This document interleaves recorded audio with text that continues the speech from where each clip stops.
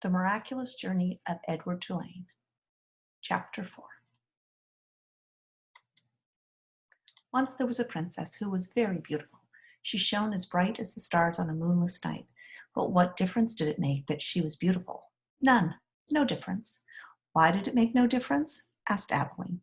Because, said Pellegrina, she was a princess who loved no one and cared nothing for love, even though there were many who loved her. At this point in the story, Pellegrina stopped and looked right at Edward. She stared deep into his painted-on eyes, and again Edward felt a shiver go through him.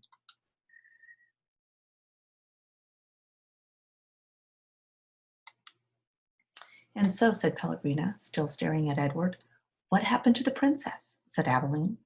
And so, said Pellegrina, turning back to Abilene, the king, her father, said the princess must marry. And soon after this, a prince came from a neighboring kingdom, and he saw the princess, and immediately he loved her. He gave her a ring of pure gold.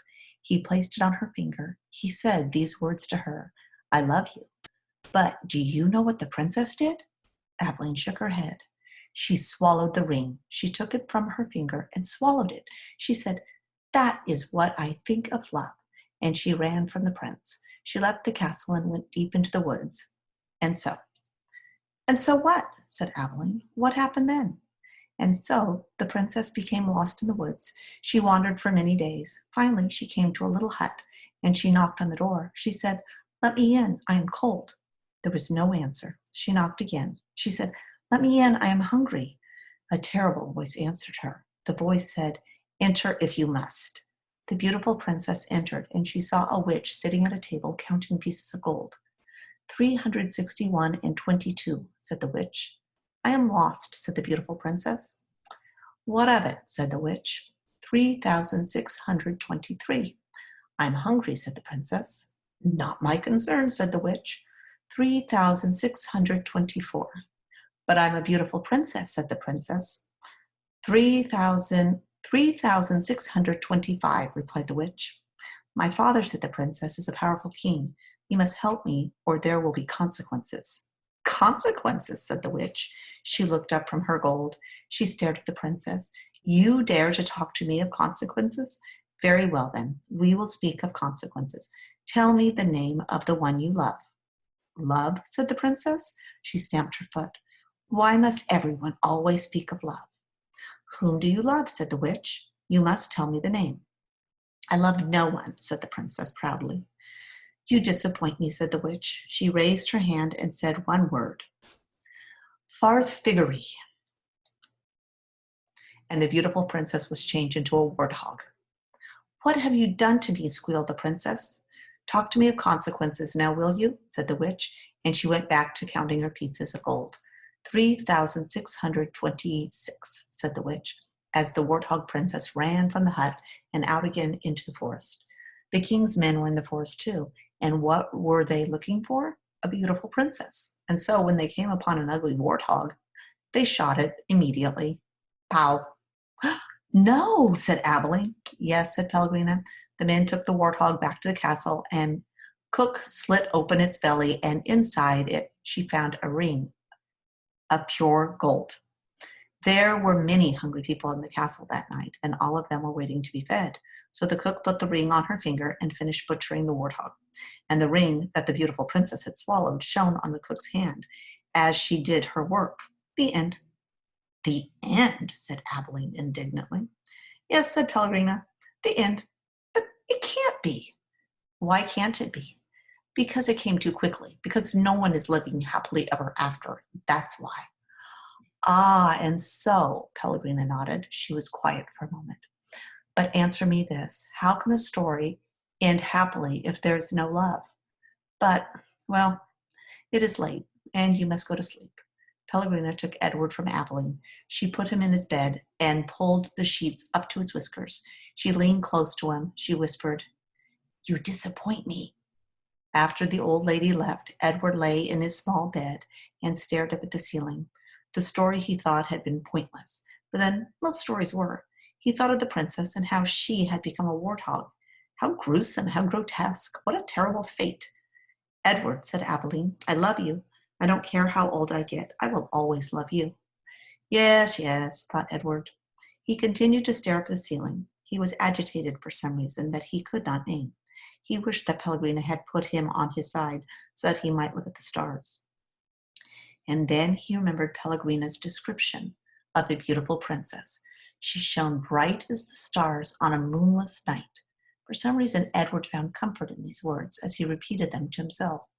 As bright as the stars on a moonless night, as bright as the stars on a moonless night, over and over until at last the first light of dawn appeared. Chapter 5. The house on Egypt Street became frantic with activity as the Tulane family prepared for their voyage to England. Edward possessed a small trunk, and Abilene packed it for him, filling it with his finest suits and several of his best hats and 3 pairs of shoes, all so that he might cut a fine figure in London. Before she placed each outfit in the trunk, she displayed it to him. "Do you like this shirt with this suit?" she asked him. "Or would you like to wear your black derby? You look very handsome in it. Shall we pack it?"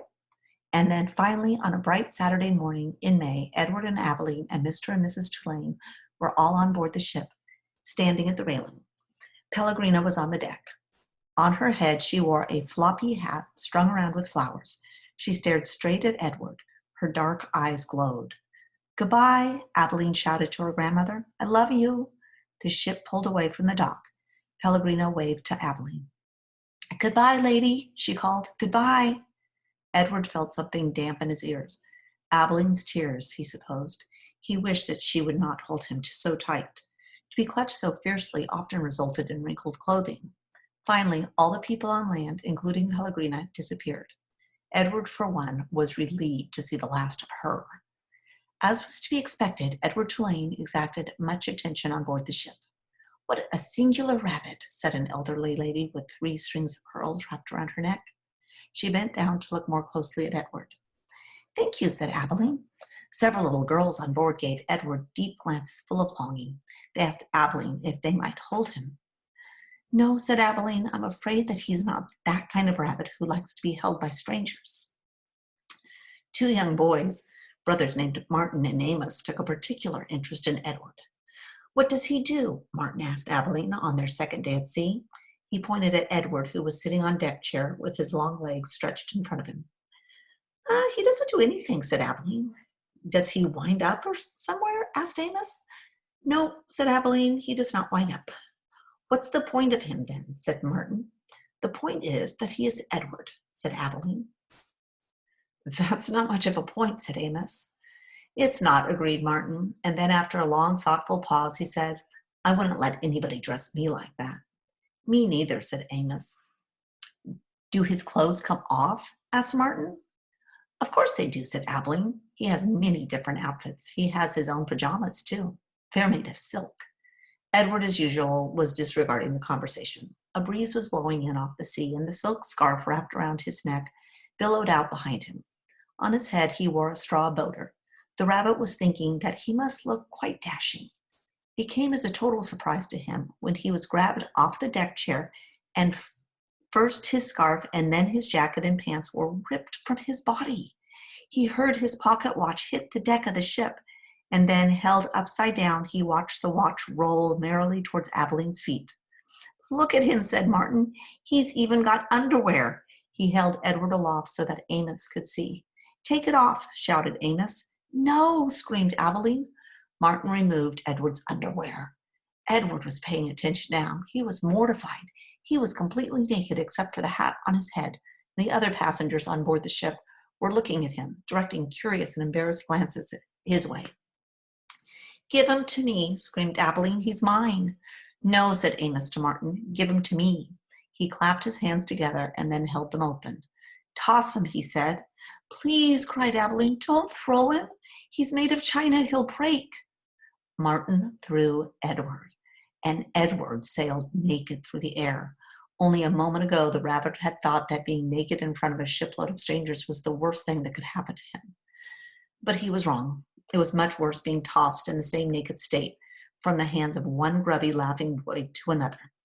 Amos caught Edward and held him up, displaying him triumphantly. "Throw him back," called Martin. Amos raised his arm, but just as he was getting ready to throw Edward, Abilene tackled him. shoving her head into his stomach and upsetting the boy's aim. So it was that Edward did not go flying back into the dirty hands of Martin. Instead, Edward Tulane went overboard. Chapter 6. How does a China rabbit die? Can a China rabbit drown?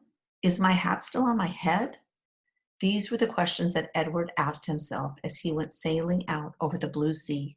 The sun was high in the sky, and from what seemed to be a very long way away, Edward heard Abilene call his name. "Edward," she shouted, "come back." Come back, of all the ridiculous things to shout, thought Edward. As he tumbled ears over tail through the air, he managed to catch one last glimpse of Abilene.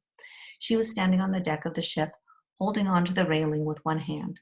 In her other hand was a lamp. No, it was a ball of fire. No, Edward realized, it was his gold pocket watch that Abilene held in her hand. She was holding it up high, and it was reflecting the light of the sun. My pocket watch, he thought. I need that. And then Abilene disappeared from view, and the rabbit hit the water with such tremendous force that his hat blew off of his head. That answers that question, thought Edward, as he watched the hat dance away on the wind. And then he began to sink. He sank and sank and sank. He kept his eyes open the whole time, not because he was brave, but because he had no choice. His painted-on eyes witnessed the blue water turning to green, and then to blue again. They watched as it finally became as black as night. Edward went down and down. He said to himself, if I am going to drown, certainly I would have done so by now. Far above him, the ocean liner, with Abilene aboard it, sailed blithely on, and then the China rabbit landed. Finally, on the ocean floor, face down, and there, with his head in the muck, he experienced his first genuine and true emotion. Edward Tulane was afraid.